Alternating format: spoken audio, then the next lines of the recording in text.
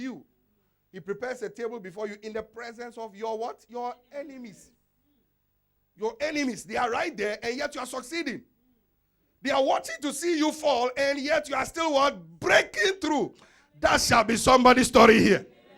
That shall be somebody's story here. So let's look at 10 additional things you need to know about your pastor. Because you see, if you don't know the purpose of it, we see where purpose is unknown, abuse is inevitable.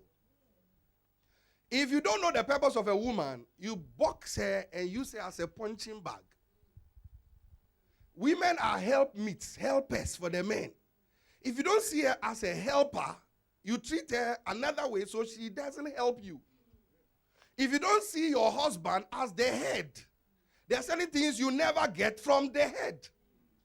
If you see a TV as a fridge, you break the glass and put your Coke in to cool it. When you don't know the purpose of a person or a thing in your life, you abuse it. That's why you need to know the purpose of a pastor. I know the purpose of my pastors in my life. You have no idea how I cherish these pastors. That's why when one called and said this, I said, yes, sir. My spiritual father is coming into town this week. I'm meeting him personally. You see, you need a father in your life.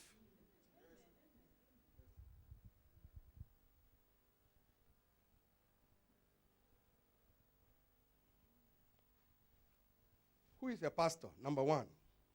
Now, these are crucial. Your pastor is connected to your prosperity. And just in case there are some people who say, I'm already prosperous. Now, what is your definition of prosperity? Having enough to feed you and your family is not prosperity, it's survival. Having enough to feed you and your family is not prosperity, it is what? Survival. Having enough to take care of you and your family and other people is what prosperity is.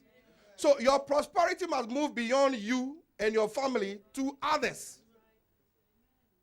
So your prosperity is attached to or connected to your pastor. How do we see that? 2 Chronicles 20:20. Let's look at that. He said, hear me, O Judah, and ye inhabitants of Jerusalem. Believe, watch this, believe in the Lord your God, and you shall be established. Believe his prophets, or believe his pastors, or trust his pastors, and you shall what? Prosper. So your prosperity is connected to your appointed pastor. He will teach you things that will enable you to prosper. Now, prosperity is not only money. You can have money and not sleep at night. You can have all the security guard. You can have job warden.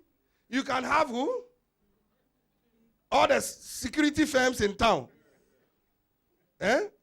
Group 4. Group 4, Group 8, Group 10, Group Zillion. You can have all those security. How many people don't have security guards and still cannot sleep? People have money and they bury it under the carpet and some in the roof and some in the sun on the sea. Money without peace of mind and rest and good health is not prosperity. So your pastor will teach you wholesome living. Come on, see, I hear.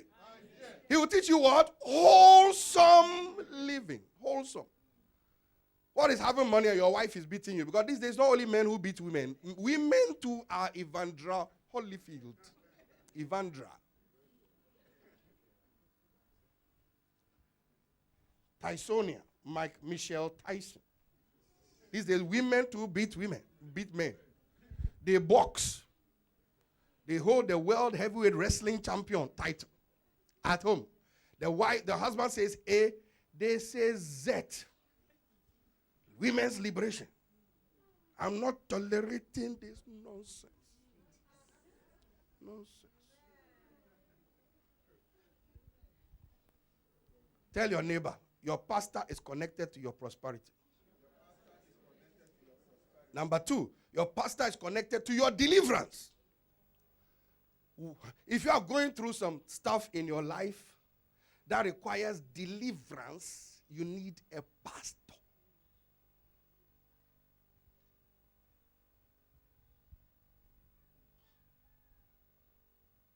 Hosea 12 verse 13 says, by a prophet. See, by a prophet. The Bible is telling you the antidote. by a prophet or by a pastor, the Lord brought Israel out of Egypt, and Egypt was symbolic of slavery and hardship. Through your pastor, God brings you out of hardship, brings you out of shame, out of anxiety, out of worry, out of debt. Am I talking to somebody? By a prophet, Israel came out, and by a prophet, Israel was preserved. So your pastor does not only bring you out, he keeps you out. Come on, say, I hear. He teaches you how to come out of that difficulty and how to stay out permanently. It's not trial and error. I used to say to the members of this house, a time is coming when they will cut the allowances. DSS will cut the thing they give to people. Yes, I said it. Some didn't believe it. It's happening live. The only thing they are left to cut is your chin. Every day, this come them or them come or whatever come them or whatever them. Every day, they are cutting something. Your life is not in the hands of Lib Dem or Lib Dom or Con Dem or Labour or whatever Dem or Republican or Democrat or whatever Independence or Key Party. Your life is not in the hands of politicians. Your life is in the hands of Jehovah. Rise up and say, I hear you, sir. You better prioritize and get. You see, you need to get it. It doesn't matter how hard you work, especially the Ghanaians in our midst. Most of us work and work and work and work and go and die in Ghana on holiday. And they use our home we have built as a funeral home to lay us in state. Minus you. Amen. I said minus you. Amen. I said minus you. Amen. And Ghanaians in the house, stop talking against your pastors. Every other nationality in Africa are doing well except you, the Ghanaians. I come from Ghana, born and bred, blood flowing through my veins. But we have some indisciplines we need to recover from. Some are not mentioning it. I will. Ghanaians are dying from diseases in London that other African nationalities are not dying from because they are always talking against pastors. You better stop it and stop it now. Others may not mention it to you because they want your money. I don't need your money. So I can tell you. So you can go and make your money by doing it the right way. Rise up and say, preach, Bishop.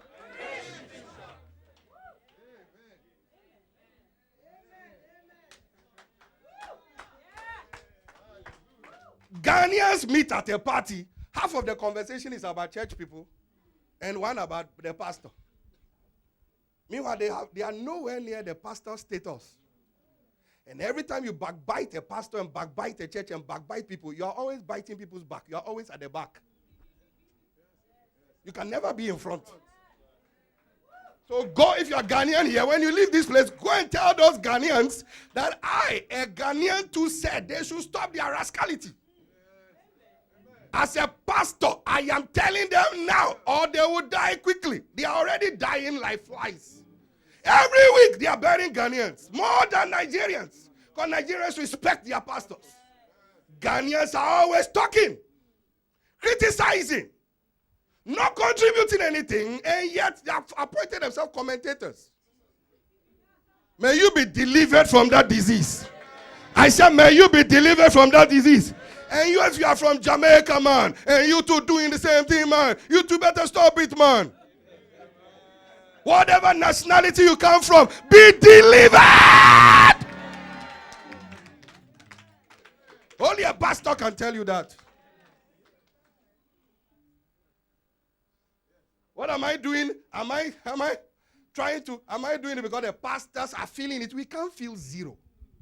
Some of us are too busy to feel, I don't know what people say about me, good or bad, because I don't give anybody license to tell me you have done well or you haven't done well. I'm too busy fulfilling my destiny to hear what anybody is saying. You didn't come to London to repeat your poverty in Africa. So when God has appointed pastors over your life to feed you and get you out of your mess. You better listen to the word and get out of your mess for your own sake and not for their sake. The days when pastors are afraid to tell people off when they do certain things they shouldn't do because they are afraid they won't give money, those days are over. We don't do things in this church with people's money. We do it with God's money. So I can tell you off lovingly